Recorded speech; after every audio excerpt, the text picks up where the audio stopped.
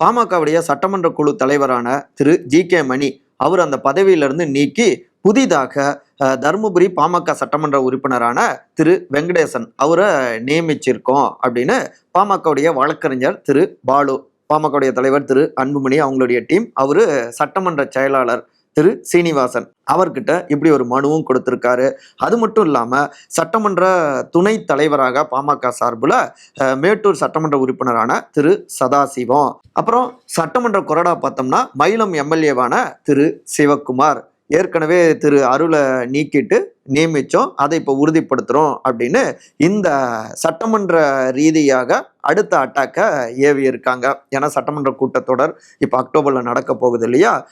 இதற்கு பதிலடி கொடுக்கிற மாதிரி பாமகவுடைய நிறுவனர் தலைவர் மருத்துவர் திரு ராமதாஸ் அவங்களுடைய சைட்ல இருந்து சேலம் மேற்கு பாமக எம்எல்ஏவான திரு அருள், மருத்துவர் ஐயாவுடைய உயிருக்கு ஆபத்து, பாதுகாப்பு வேணும் அப்படின்னு அவங்களும் கோரிக்கை வச்சிருக்காங்க. ஏற்கனவே பீகார் சட்டமன்றத்துல போட்டியிடுவதாக சொல்லி ஏமாத்தி இப்படி சின்னத்தை வாங்கியிருக்காங்க அப்படின்னு அட்டாக்க முன் வச்சாங்க. ஆனா அன்புமணி அவங்களுடைய டீம்லயோ இல்லைங்க, தேர்தல் ஆணையமே எங்களை தான் அங்கீகரிச்சிருக்கு அப்படின்னு அந்த கடிதத்தை காட்டுறாங்க. இப்படி மாறி மாறி ரெண்டு பேரும் அடிச்சுக்கிறாங்க. இப்ப மகனுடைய சுற்றுப்பயணத்துக்கு எதிராக இன்னொரு பக்கம் அப்பா தீவிரமாக சுற்றுப்பயணம் சென்று மக்களிடமே நியாயம் கேட்கவும் இருக்காரு அப்படின்லாம் தகவல்கள் வருது. இப்போதைக்கு அப்பா மகனுக்கு இடையிலான சண்டை முடிய போறதில்ல போல.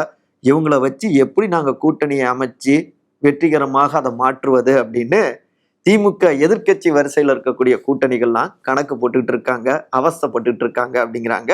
ஓப்பனாக சொல்லணும்னா அதிமுக அப்படிங்கிறாங்க கூர்ந்து கவனித்து கொண்டிருக்கிற அரசியல் விமர்சகர்கள்.